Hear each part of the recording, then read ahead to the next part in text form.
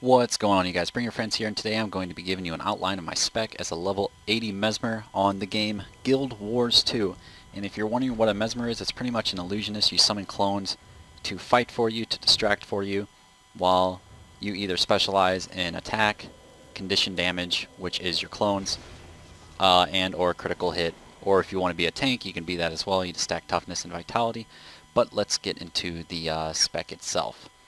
So, pretty much it governs 4 attributes, which is power, precision, toughness, and vitality. Power is your attack, precision is your critical hit, toughness is your defense, vitality is your maximum health. Now as far as everything I got set up, I have 2300, 500 attack, 62 chance to crit, a little over 2000 armor, and 19k health. Now, when you scroll over attack, it has 1250 power, 1100 weapon damage, and 819 condition damage. And if you're wondering why attack is greater than up here, is because condition damage separates itself from your actual attack, because condition damage is based off class. Each class has a different condition damage. Mine, on the other hand, in my case, it's my illusions. So my illusions have 819 base damage, so which is why I chose to give stack a lot of precision, which will do 2 things, and I will explain them to you when I explain my spec. So when you go to the spec, it's over the following fields: domination, dueling, chaos, inspiration, and illusions. Which domination is your power, dueling is your crit, chaos is your toughness, inspiration is your vitality, and illusion is your condition damage for the clones that you summon. And speaking of clones, there are 2 types of clones that Mesmers can have. One are illusions, and the other are phantasms. Phantasms are your big damage dealers when it comes to your clones. Illusions are just there pretty much just to look pretty, unless you spec them into applying damage over time effects, which I did. So they're not just for show. Also, you can shatter your clones, which means you can make them explode and put different debuffs on your enemy. Anything from Mind Rack, which is damage, Cry of Confusion, which puts stacks of confusion on the enemy, and the more stacks you have, the more damage they will take every time they use a spell. Diversion, which blows up your clones and dazes your target for 1 second. And Distortion, destroy all your clones and phantoms, gaining distortion for each one shattered. So if you have 3 clones, which is the max you can evade all attacks for 3 seconds. Good if you're trying to get away from somebody. So I have 20 in the dueling, 15 chaos, 15 inspiration, 20 illusion. You put 5 into dueling, which is critical infusion, gain 1 second of vigor on a critical hits. And if you're wondering what vigor is, it is endurance regeneration. And in Guild Wars you have the option to dodge, which evades all attacks. If one's being shot at you, you can dodge, roll out of the way, does no damage. You can do 2 dodges in a row, and then your bar has to slowly fill back up. And what Vigor does is increases the regeneration by 100%, so it fills up pretty much twice as fast. Then you have Desperate Decoy. Cloak and leave a clone of yourself behind at 25% health. Definitely good because Mesmers are generally squishy, and you need something to kind of help you get away and confuse your enemy. 15 points in, you have Sharper Images. Illusions inflict bleeding on critical hits, which is very good because illusions don't really do much anyways. So that is why I have so much precision, because every time they crit, regardless if they're doing damage, the dot does more damage than the illusion will pretty much ever do anyways. So you might as well get a lot of damage out of something that doesn't really do a lot of attack damage. And then you have Phantasmal Fury. Your phantoms have Fury. If you don't know what Fury is a 20% chance to crit. Down to Chaos, 15 points. 5 points in, you have Metaphysical Rejuvenation. Gain 10 seconds of regeneration when your health reaches 75%. 30-second cooldown. It's a passive, you don't have to worry about it. So every time you go below 75%, you get rejuvenation. And if you're wondering how much it heals for, it's almost 6 seconds, and it does 775 heal, so not too bad. 15 points in, Illusionary Membrane, gain protection for 2 seconds when you gain regeneration. And protection is 33% incoming damage reduction. Going down to Inspiration, 5 points in, Vengeful Images, grants Retaliation to Phantoms. Retaliation is Reflection. And I believe, I'm not sure, reflect incoming damage back to its source. I'm not sure if it's 100%, but I know they take damage every time they hit the Phantasm. So once I get a set number, I will let you know. And then 10 points in, Phantasms have 20% more health. Definitely a no-brainer just because Phantasms do the most damage out of your clones, so you want them to be on the field as long as possible. 15 points in, Phantasmal Healing. Phantoms grant regeneration to allies. And regeneration is like an 800 heal over 6 seconds, so something to help out the team. Going down to Illusions. Illusionist Celerity. Illusion Summoning skills recharge 20% faster. 10 points in, you have Compounding Power. 3% more damage for each of your acting illusions.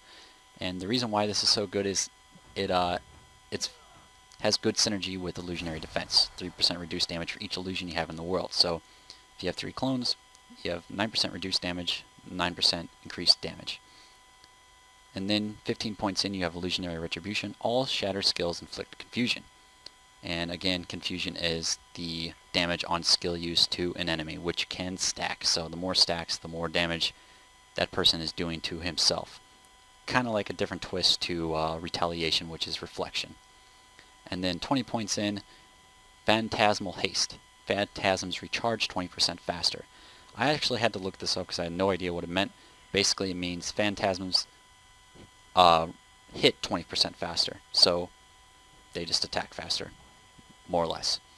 And then into my equipment, you can rune your equipment, your weapons, and all that good stuff. There's plenty to choose from. I chose the Superior Rune of Lissa, 6 out of 6, pretty much for the last skill. If you go down, look down to number 6, when you use an elite skill, lose all conditions and gain all boons for 5 seconds. Now what that means is, say if a rogue is putting all kinds of poisons and bleeds on you, whenever you use your elite skill, you wipe out all the conditions on you and gain pretty much every buff in the game for 5 seconds. So it's pretty good for almost like a reset, because one of my resets is Mass Invisibility. You and all allies gain stealth for a short time. So every time I hit invisibility, I clear all conditions and gain all buffs. So it's very good for getting away or to reopen on somebody, to get like almost like a second wind per se. Because I mean, you get the following buffs, which is Regen, Aegis, Retaliation, Protection, Swiftness, Might, Fury, and Vigor for 5 seconds. So you're healing, you're blocking the next incoming attack, you're reflecting incoming damage back to its source, you're taking a third damage, you have a 33% movement speed, 35 power, 35 condition, 20% in critical chance, and Vigor, 100% endurance regeneration. So you can't go wrong with it, in my opinion, and it also does a lot of crit and condition duration as well, so as far as the runes go. So it makes my bleeds last longer, and it gives me a higher chance to crit, which gives my illusions and phantasms a higher chance to crit, which will put the bleeds on the target, which will last longer. Also, in Guild Wars 2, you can swap between weapons while in combat. I chose a sword with a offhand pistol and a greatsword. Now you're wondering why a illusionist class would use a big ass two-handed sword. Now it's a lot different than I would have thought, because the two-handed sword is actually used for long range attacks. Your auto attack is something that does long range. You just pretty much hold the sword into like a beam, and it just shoots pretty much just like a laser at the guy, and the farther away you are, the more damage it deals.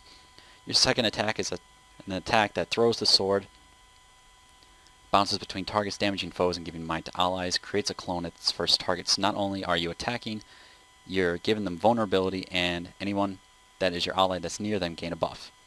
The third one just does damage and removes a boon. Our number 4 is Phantasmal Berserker. Create a phantasm that uses a whirling attack to damage and cripple foes. And 5 is a knockback. With my sword and pistol, the auto attack is just basically stacks vulnerability on the guy, and the third stab removes a boon off of him.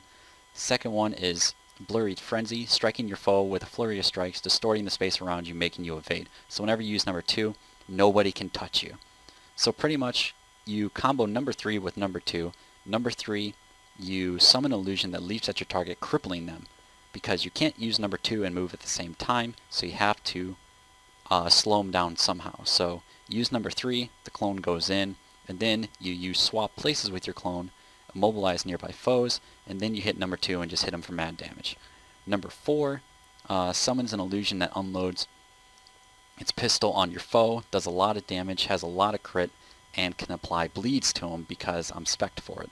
Number 5 is just Magic Bullet, hits up the 3 foes with a single shot. The first shot is stunned, second is dazed, and third one is blinded.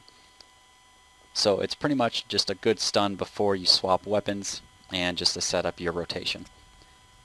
And 6, 7, 8, or 9 are all skills that I can choose, or that anybody can choose.